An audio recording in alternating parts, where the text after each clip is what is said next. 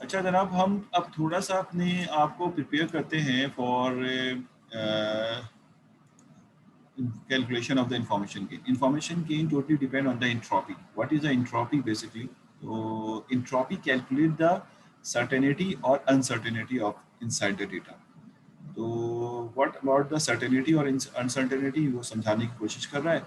वही जो मैंने कहा था कि इंफॉर्मेशन निकालना है तो इंफॉर्मेशन गेन यूज तो करेंगे, लेकिन we would use the entropy. Entropy will give answer the certainty और अनसर्टेनिटी। अच्छा जनाब, अब इन्होंने देखिए क्या कहा है, वांट टू मेजर प्योरिटी और स्प्लिट ऑफ द स्प्लिट, यानी प्योरिटी का मतलब बता दिया मैंने कि सारे यस हो या सारे नो हो। ठीक है, अब कहते हैं मोर सर्टेन अबाउट यस और नो आफ्टर द स्प्लिट। आप जब स्प्लिट कर रहे हो तो आपको पता हो कि अब मजीद स्प्लिट करना है या नहीं करना, और आप अब प्योरिटी है या नहीं है। जैसे मिसाल के तौर पे ये है तो ये प्योर नहीं है, इम्प्योर है। ये वाला प्योर है, ये वाला इम्प्योर नहीं, प्योर नहीं है। इसी तरह से विंड के लिए ये प्योर नहीं है और ये भी प्योर। ये जो थ्री थ्री है ये तो बहुत ज्यादा खतरनाक है, यानी इसमें तो जैसे लेफ्ट साइड वाला है ना, ये तो फिर भी बहुत सहूलत वाला है कि 6 यस है और 2 नो है। तो हम कह सकते हैं कि यस का वेटेज ज्यादा है, तो यस पे जब कोई इधर फॉल करे तो यस कह दो। लेकिन ये तो बहुत ही डेंजरस है। क्या मतलब है कि 3 यस और 3 नो इम्प्योर है बिल्कुल, यानी आपके पास इस पे कोई फॉल कर जाएगा तो ना तो आप यस कह सकते हैं ना नो कह सकते हैं। तो ये बेसिकली इसकी प्योरिटी और इम्प्योरिटी है। कहता है प्योर सेट का मतलब होता है कि सारे अगर यस हो, ठीक है, तो वो कंप्लीट सर्टेन डेटा होता है। सर्टेनिटी का मतलब सर्टेन डेटा होता है। और अगर इम्प्योर की बात करें तो जरूरी नहीं कि दोनों आपस में हाफ हाफ हो, ये भी इम्प्योरी की कैटेगरी में आता है। लेकिन बेसिकली वो कह रहे हैं कि अगर थ्री थ्री है तो अनसर्टेनिटी 50% है। अनसर्टेनिटी दोनों के लिए क्या है, 50% है। अच्छा, अभी तक वेटिंग पे है। मैंने तो सबको अलाउ कर दिया भाई, सॉरी भाई। थैंक यू भाई, हमने बता दिया हाशिर साहब। अच्छा जनाब, सॉरी भाई जो लोग अभी लेट आए, मैं असल में वेटिंग रूम ऑन कर दिया तो मैं समझा शायद सब आ गए होंगे। Really sorry. अच्छा जनाब, मैं बता ये रहा था कि अब हम फॉर्मूले की तरफ जा रहे हैं, तो उसके लिए उसने बताया है कि प्योरिटी क्या चीज़ होती है और उस प्योरिटी के साथ सर्टेनिटी, सर्टेन और अनसर्टेन डेटा किसे कहते हैं। सर्टेन का मतलब होता है कि अगर सारे के सारे यस हैं या सारे के सारे नो हैं तो वो 100% सर्टेन है, उसके अंदर कोई इन्फॉर्मेशन नहीं है। इन्फॉर्मेशन किसके अंदर होती है, जिसमें कुछ मिक्सिंग हो। अगर आप कहेंगे भाई सारे के सारे एक जैसा ही डेटा है, ये सारा डेटा आपने पिक किया है कि भाई सबके पास एक जैसी ही चीजें हैं, अगर यार इसमें तो कोई इन्फॉर्मेशन ही नहीं है, किसी एक को भी पिक कर लेंगे तो इन्फॉर्मेशन वही मिलेगी। लेकिन अगर आप कहेंगे कि इसमें कई डिफरेंट किस्म की चीजें एग्जिस्ट करती हैं, तो आप कहेंगे हाँ यार डिफरेंट लोगों से डिफरेंट इन्फॉर्मेशन हासिल की जा सकती है। तो अनसर्टेन डेटा में इंफॉर्मेशन बहुत ज्यादा होती है, तो इसका मतलब है कि इसमें इंफॉर्मेशन बहुत ज्यादा होगी, इसको स्प्लिट किया जाएगा। इसमें कोई इंफॉर्मेशन नहीं है, लिहाजा इसको फर्दर स्प्लिट नहीं किया जाएगा। तो certain means no information, uncertain means high information. और अनसर्टेन में भी वो जो जो इक्वल नंबर ऑफ डिवीजन किए रहते हैं। हाँ, एक अगर 3 हो एक 2 हो तो इसके पास भी 50% अनसर्टेनिटी नहीं होती, 20% होगी या 10% होगी इस तरह। लेकिन अगर बिल्कुल हाफ हाफ हो, जैसे मैंने आपसे कहा ना कि ये वाला है, इसमें तो आप डिसीजन ले सकते हैं ना कि यहाँ पे 6 यस है तो इसको डिसीजन दे दो। लेकिन यहाँ तो डिसीजन ही नहीं ले सकते। This is basically highly uncertain data which is equal to 50%।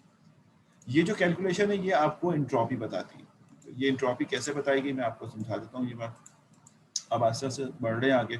Entropy measure the uncertainty in the data, ये ध्यान में रखिएगा। Entropy measure the uncertainty in the data, इसका काम है अनसर्टेनिटी मेजर करना। The value of the entropy limited between 0 and 1, ये 0 और 1 के दरमियान आंसर देगा।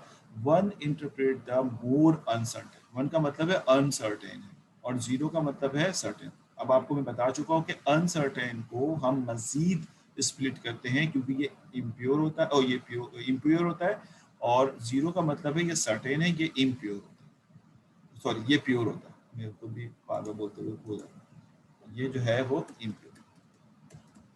हो गया। तो ये बेसिकली इम्प्योर है और ये बेसिकली प्योर है, तो इसको आप ध्यान में रखिएगा और इंट्रॉपी की 1 और 0 की बेसिस के ऊपर ये तय।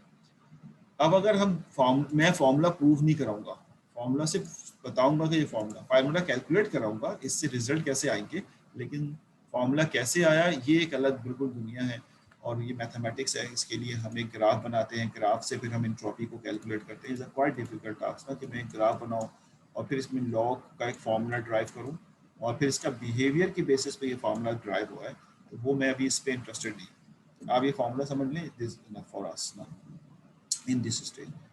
अब ये फॉर्मूला है क्योंकि इसकी लिखने के कई अंदाज हैं, जहाँ से कट किया गया है वो उस अंदाज में लिखा है, तो आपको समझ लीजिए क्या है। एच ऑफ एस, एस एक डेटा है जिसपे आप काम कर रहे हैं और ये बाइनरी क्लास डेटा है। बाइनरी क्लास का मतलब है कि इसमें यस और नो है और तीसरा कोई ऑप्शन एग्जिस्ट नहीं करता है, क्योंकि हम इसी के बारे में बता रहे हैं कि अनसर्टेनिटी बता रहे हैं इसके अंदर कितनी है। तो एस एक डेटा है और एच इंट्रॉपी कैलकुलेट कर रहे हैं, तो H of S is calculation of entropy. ये बात क्लियर हो गई।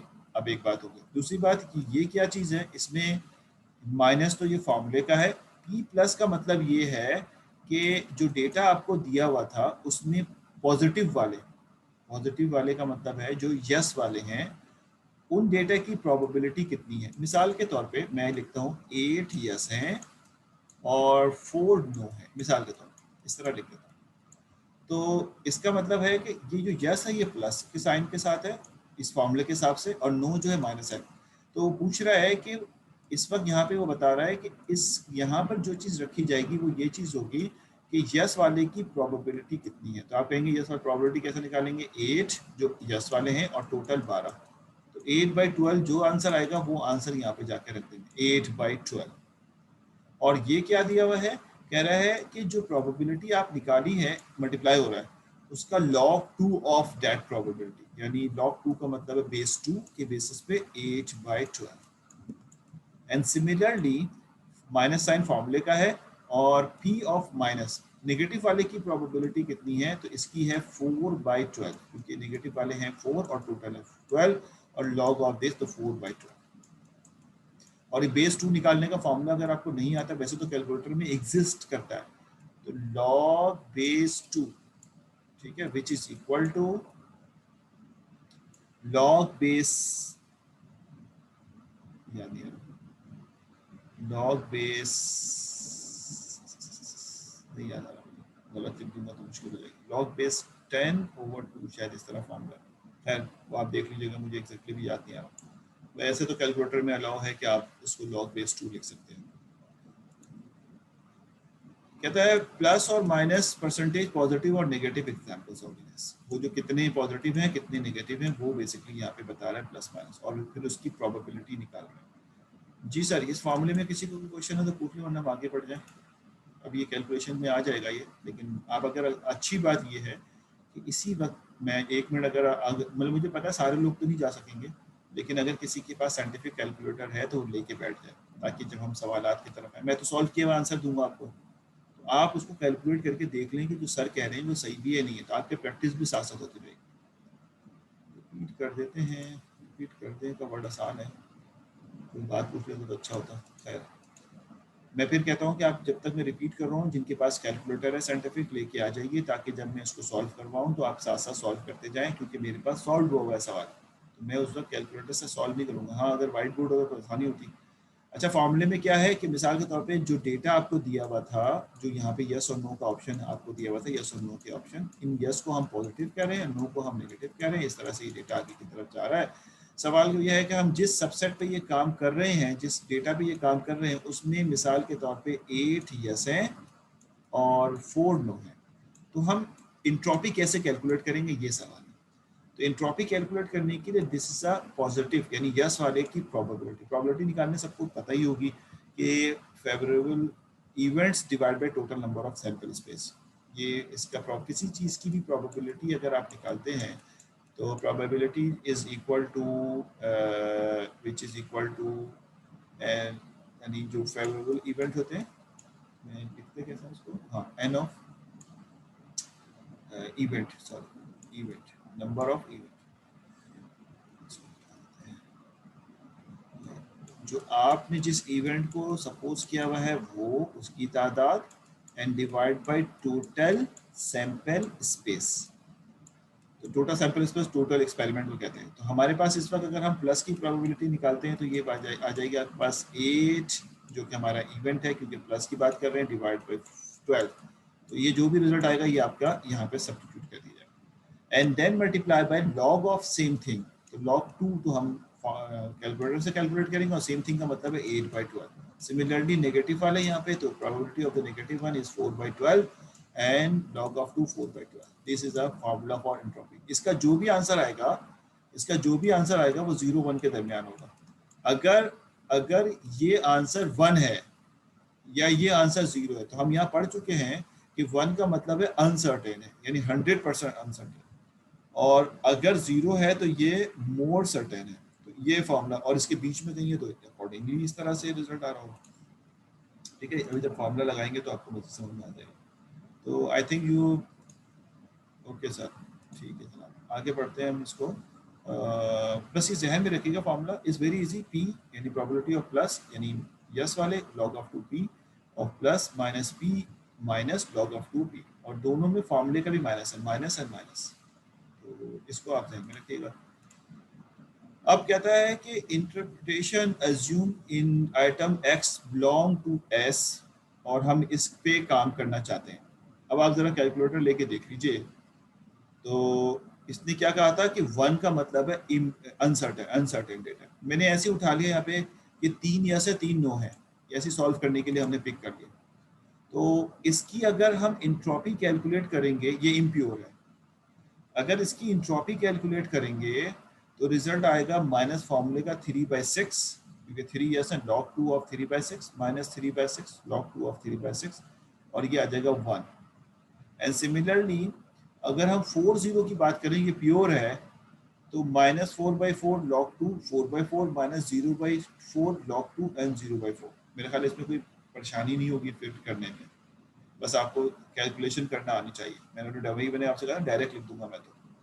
तो ये डेटा हाईली अनसर्टेन है, क्योंकि 3 9 3 है, यानी कि अगर आप इसको 4 कर देंगे तो इसकी वैल्यू 1 से कम हो जाएगी, और ये हाईली प्योर है, सर्टेन डेटा, इसलिए इसका रिजल्ट क्या आ रहा है 0। और यही हमने कहा था एंट्रोपी के फॉर्मूले में। तो these are the basically formula of entropy. we will not decide based on the entropy, we will decide based on the information gain. So entropy will be used inside the information gain formula. अब information gain formula पे जा रहे हैं। अगर entropy clear हो चुकी है तो information gain के फॉर्मूले की तरफ जाते हैं। जी सर, आगे बढ़ जाए। अच्छा जनाब, आप लाजमी इसको सॉल्व कीजिएगा, कहीं ना कहीं गड़बड़ ना कीजिएगा, इसको सॉल्व करें, देखें आपका आंसर सही आ रहा नहीं आ रहा, वरना एग्जाम में आप फंस जाएंगे। अच्छा जनाब, आगे बढ़ रहा हूँ मैं इंफॉर्मेशन गेन पे। If you have any other question, this is the formula of information gain. कहता है how many items in the pure set expected drop in the entropy after split. फिर हम उसको एंट्रोपी के बेसिस पे split कर देंगे। जिसकी इंफॉर्मेशन गेन हाई होगी वो रूट नोड बन जाएगा इनिशियली। तो अब ये फॉर्मूला है, फॉर्मूले को जरा गौर से देखें। फॉर्मूले बस ये थोड़ा सा टिपिकल है, लिखा हुआ मैथमेटिक्स, हम हमेशा मैथमेटिक्स से घबराते रहे तो उसी का एक पार्ट है, लेकिन समझ आ जाए तो फिर कोई मसला ही नहीं है, सवाल सॉल्व करेंगे और आसान हो जाएगा। कहता है इंफॉर्मेशन गेन, ठीक, ऑफ योर गिवन डेटा, जो डेटा आपने दिया, और स्पेसिफिक वैल्यू, ये वैल्यू है उसकी। यानी मिसाल के तौर पे एक एट्रीब्यूट है और इसके अंदर अगर 3 वैल्यू हैं तो इसके हिसाब से ये सॉल्व होगी, तीनों वैल्यू के हिसाब से सॉल्व होगी। मैं भी इसको सॉल्व करूंगा तो आपको मजीद समझ आ जाएगा। जी सर, मॉड का मतलब होता है, ये मॉड अगर हम लगा रहे हैं तो इसके कई मकासद होते हैं। सम टाइम ये यूज़ होता है पॉजिटिव बनाने के लिए, और सम टाइम ये यूज़ होता है तादाद को डिफाइन करने के लिए, कार्डिनलिटी डिफाइन करने के लिए। क्या बोल रहा हूँ, डिस्क्रीट टाइप में वर्ड आपने पढ़ा होगा, सेट की कार्डिनलिटी डिफाइन करने के लिए। कार्डिनलिटी मींस तादाद, उस सेट में कितने एलिमेंट्स हैं। तो एस ऑफ वी कितने एलिमेंट्स हैं वी वाले, S total number of S में कितना डेटा है, एच ऑफ एस वी। तो जो आपने इसकी इंट्रॉपी निकाली वो यहाँ लिख दीजिए। तो ये मैं अभी सवाल लिखूंगा तो आपको मज़ीद समझ आएगा, अभी तो मैं सिर्फ थोड़ा थोड़ा करके बता रहा हूँ ताकि कोई कंफ्यूजन ना हो। देखिए जनाब, information gain is equal to what is this, this is entropy, जो आपने अभी मेनली इंट्रॉपी निकाली है पूरे डेटा सेट की, पूरे डेटा सेट की जो इंट्रॉपी निकाली, ठीक है, minus summation of over values. A का मतलब है वैल्यूज, वैल्यूज का क्या मतलब है कि अगर इस एट्रीब्यूट में 3 वैल्यूज हैं तो ये समीशन 3 दफा चलेगा, अगर इसमें 2 वैल्यूज हैं तो ये समीशन 2 दफा चलेगा, ठीक है।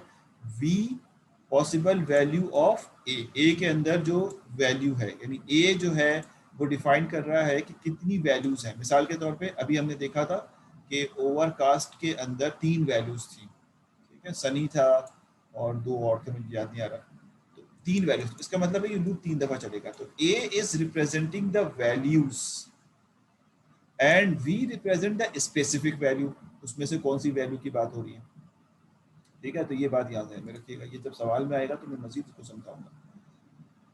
S is the set of X, यानी S जो है वो सेट है, S भी is the subset of A और ये इसका सबसेट है, कोई ऐसा मसले वाली बात ही नहीं है जी। इसमें इसका मतलब है आउटलुक के लिए होता तो इसकी एंट्रोपी निकालते हैं हम और उसको फिर 3 दफा रन करते हैं, तो कोई इशू वाली बात नहीं है। अगर ये फॉर्मूला समझ नहीं आ रहा तो हम एक एग्जाम्पल करेंगे, दोबारा फॉर्मूला कर देंगे, फिर आपको समझ आ जाएगा आराम से।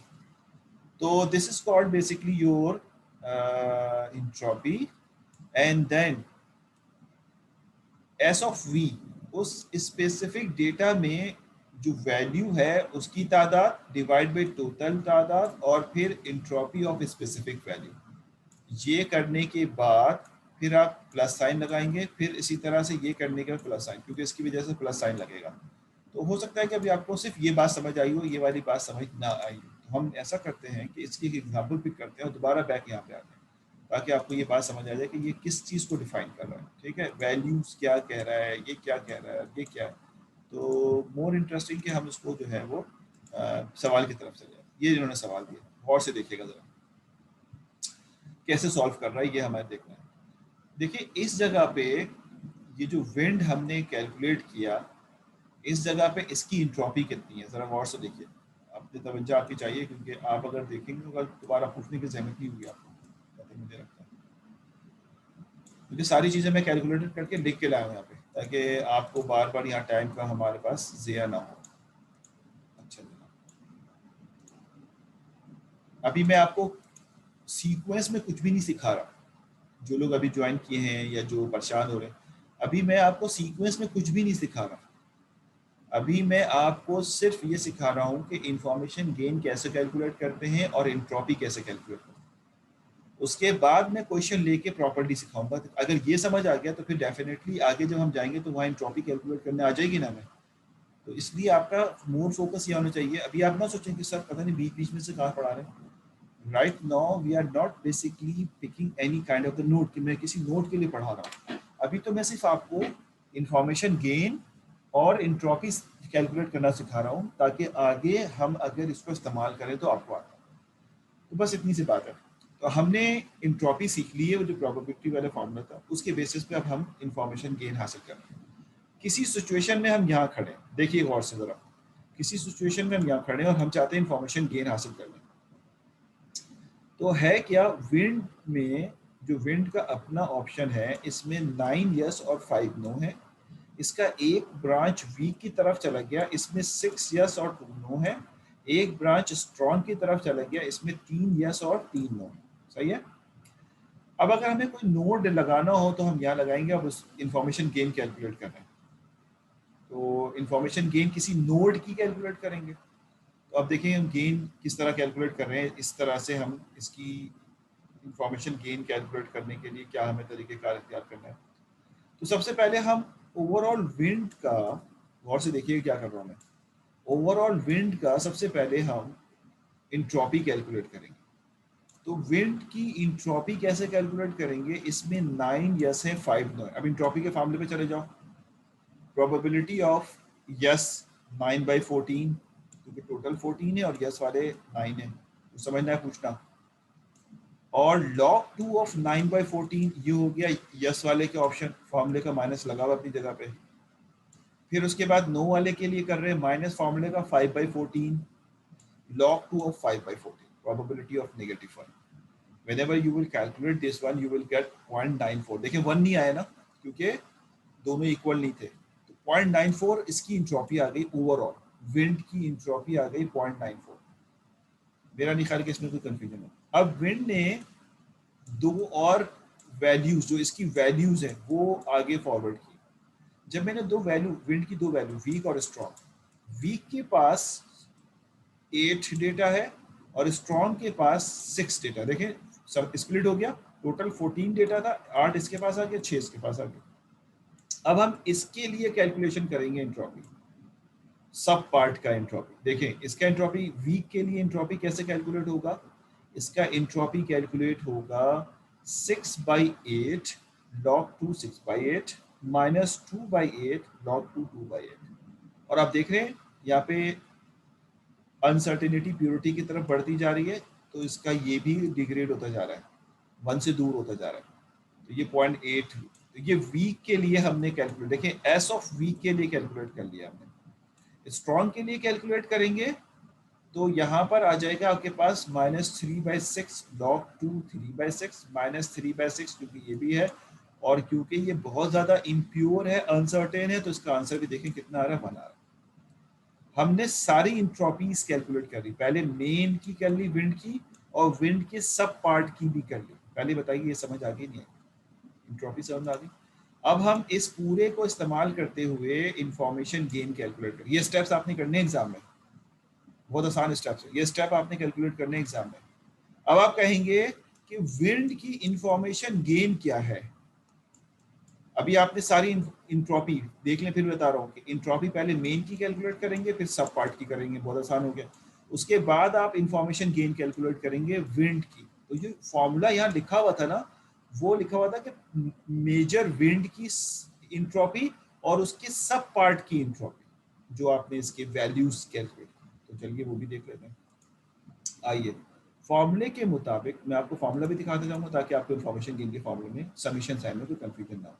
सबसे पहले तो लिखा हुआ था इंट्रोपी ऑफ मेन विंड, तो आपने इसकी जगह पे लिख दिया 0.94, ये रहा, ठीक हो गया। ये जो पार्ट आप यहाँ पे देख रहे हैं आगे, ये समीशन साइन से ओपन होके आया, ये वाला समीशन साइन से ओपन होके आया। अब जरा जहन में रखिएगा, हमारे पास टोटल कितनी वैल्यूज हैं विंड की, 2 वैल्यूज हैं। अब जरा मैं पीछे फॉर्मूले पे जाऊँ तो इसने क्या कहा था, ये समीशन कितनी दफा चलेगा, ओवर वैल्यूज, जितनी वैल्यूज होंगी इतनी दफा चलेगा। तो इसका मतलब है आपने 2 दफा एक्सपेंड करना है। तो देखिए इसने 2 दफा एक्सपेंड किया, एक वीक के लिए किया, एक स्ट्रॉन्ग के लिए। ये गलती से वीक लिख दिया गया है, एक्चुअल में ये क्या लिखा हुआ है, स्ट्रॉन्ग। कॉपी पेस्ट किया हुआ ना मैंने, तो ये वीक कर दिया। ये मैंने बकायदा लिखा है खुद ना, टाइप किया है, ये चीजें एग्जिस्ट नहीं करती थी, तो मैंने इसको यहाँ पे स्ट्रॉन्ग कर दिया, ये स्ट्रॉन्ग कर दिया। अब जरा देखें फॉर्मूला क्या कहता है, फॉर्मूले में क्या नजर डालें ताकि आपको फॉर्मूले से कोई घबराहट ना हो। फॉर्मूला ये कहता है कि जो वैल्यू आप पिक कर रहे हैं उसकी वैल्यू की तादाद, मिसाल के तौर पे मैं यहाँ पर पहले वीक की बात करता हूँ, तो वीक की तादाद कितनी है, वीक की तादाद कितनी है भाई, 8 है। और टोटल कितना है, टोटल कितना है, टोटल है 14। वीक की तादाद 8 है, लेकिन जो डेटा से स्प्लिट हुआ है ये टोटल कितना है, 14। तो इसका मतलब हो गया 8/14, पहली दफा ये आ गया 8/14, क्योंकि कार्डिनलिटी कहते हैं इसको, 8/14। और वीक की इंट्रोपी कितनी कैलकुलेट की आपने, तो वीक की इंट्रोपी हमने कैलकुलेट की 0.81 मल्टीप्लाई बाय 0.81, ठीक है। ये तो एक समीशन आ गया ओवर 1 वैल्यू। तो देखिए क्या लिखा हुआ है मैंने यहाँ पे, क्या लिखा हुआ है, -8/14, आपको नजर आ रहा होगा, 8 8 क्या है, वीक की तादाद, 14 टोटल तादाद, इन टोटल एस की कार्डिनलिटी, और entropy of the weak, entropy of the weak कितना लिखा हुआ है, 0.81 आपने कैलकुलेट किया।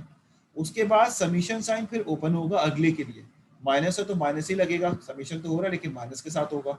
और फिर दूसरी वैल्यू के लिए दूसरी वैल्यू की कार्डिनलिटी यानी फ्रीक्वेंसी तादाद और टोटल तादाद, तो आप कहेंगे दूसरे वाले की जो तादाद है वो है 6/14, और entropy of that particular value, entropy of that particular value यहाँ कैलकुलेट कर चुके हैं, विच इज इक्वल टू 1, तो multiply by 1। Whenever you will calculate the overall calculation of this one, there is nothing to do, until जब आप इसको solve कर लें तो 0.049 आ जाएगा। इसका मतलब है विंड की इंट्रोपी जो है वो 0.49 के बराबर है। यही चीज इस्तेमाल करके अभी आप पेरेंट नोड अगर ढूंढ रहे होंगे तो आपके पास 3 ऑप्शन थे, विंड ओवर विंड और आउटलुक और ह्यूमिडिटी। तो विंड की जो इंफॉर्मेशन गेन है वो ये है। अब आप बाकी दो की भी निकाल लीजिए। तो बाकी दो की जब निकालेंगे तो आप आसानी निकाल लेंगे। तो मैं आपको 5-10 मिनट दूंगा भी, आप कैलकुलेट करेंगे बाकायदा, वह जितनी तकलीफ भी ना हो कैलकुलेट करेंगे इसको और मुझे बताएंगे कि आउटलुक की क्या सिचुएशन होगी, आउटलुक की इंट्रोपी क्या आएगी। सही है ना? आउटलुक की निकाल लीजिए या फिर मैं आउटलुक छोड़ के ह्यूमिडिटी की निकलवा देता हूँ। ह्यूमिडिटी मैं आउटलुक में निकाल देता हूँ, ह्यूमिडिटी की आप निकाल दें। इसको सामने रखते हुए ह्यूमिडिटी मैं फॉर्मूला लिखूंगा, कैलकुलेशन आप करेंगे। मुझे पता है कि अगर अभी 30 स्टूडेंट लॉगिन है तो 2-3 स्टूडेंट ही करेंगे। ये तो हमारे आम सी कॉमन सी बात, चीटिंग भी करेंगे लोग और ये भी करेंगे, आगे सोचेंगे यार अब तो ऑनलाइन एग्जाम होना है, चीटिंग कर लेंगे। लेकिन हमें इससे कंसर्न नहीं। देखें मैं आपको बिल्कुल क्लियर बताऊं कि जो चीटिंग करके पास होगा फिर उस मतलब मैं किसी को खुदा ना खास्ता डिग्रेड या वो नहीं कर रहा, आप इंटरव्यू में जब जाएंगे तो वाजे फर्क नजर आएगा आपको, बहुत वाजे फर्क नजर आएगा। ना मेहनत करें कोई बात नहीं। हाँ अब ह्यूमिडिटी की करनी है, मैं आपको अभी लिख रहा हूँ, मैं अभी एक थोड़ा सा मोटिवेशनल लेक्चर दे रहा हूँ 2 मिनट का। आप ना मेहनत करें कोई बात नहीं, क्या फर्क पड़ता, अभी नहीं मेहनत करेंगे भाई आपका ग्रेड थोड़ा सा डाउन ही होगा ना, 3.5 से 3.2 हो जाएगा, 3 हो जाएगा। आप यकीन करें इससे आपको ज़रा भी फर्क नहीं पड़ेगा। जब आप इंटरव्यू के लिए जाएंगे तो वो ये नहीं पूछेगा कि आपकी ग्रेड 3 है या क्या है। आप इतना सस्टेन कर लें कि आपको बुलाया जाए, बस इतनी मेहनत कर लें। आप चीटिंग कर रहे हैं 3.5 लाने के लिए और 4 लाने के लिए या फिर पास होने के लिए, लेकिन ये नहीं सोच रहे कि फ्यूचर में इसका इम्पैक्ट क्या होने वाला है आपके साथ, खुदा ना खास्ता।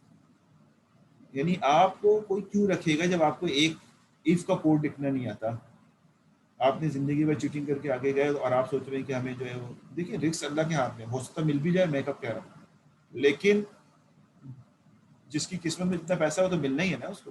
ये तो अब आप कहेंगे देखा सर तो ऐसी बातें कर रहे थे, हमने तो कुछ भी नहीं पढ़ा, चीटिंग से पास हुआ, आज 2 लाख रुपए कमा रहे, हो सकता कमा भी लें, ये तो किस्मत की बात है। लेकिन सुन्नत ये है कि आप मेहनत करेंगे ईमानदारी से तो आपको उसका फल ईमानदारी के साथ मिलेगा। ठीक हो गया?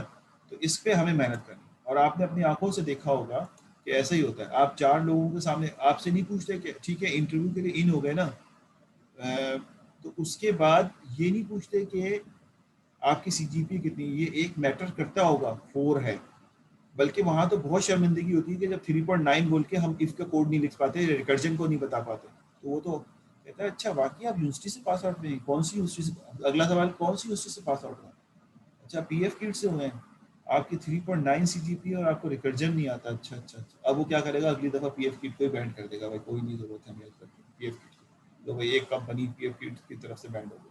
हमने वहाँ पे किसकी वजह से हुई, हमारी वजह से, हमने चीटिंग करके पास किया।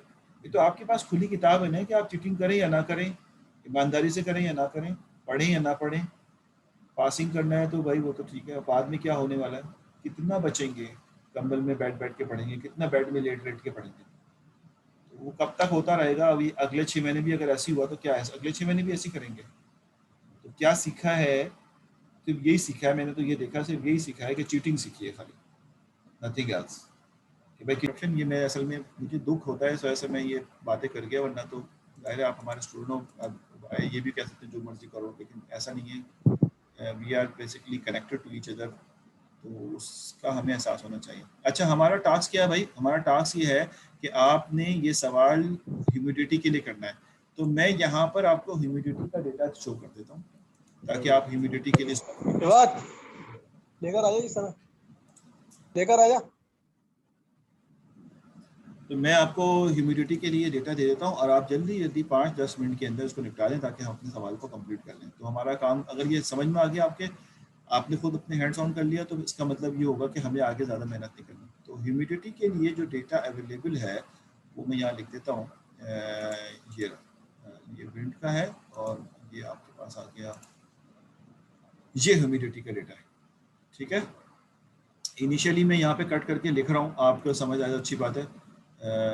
हाई में ह्यूमिडिटी में चला गया, इनिशियली जो डेटा दिया हुआ है, मैं यहाँ पे आपको डेटा यहाँ से, सॉरी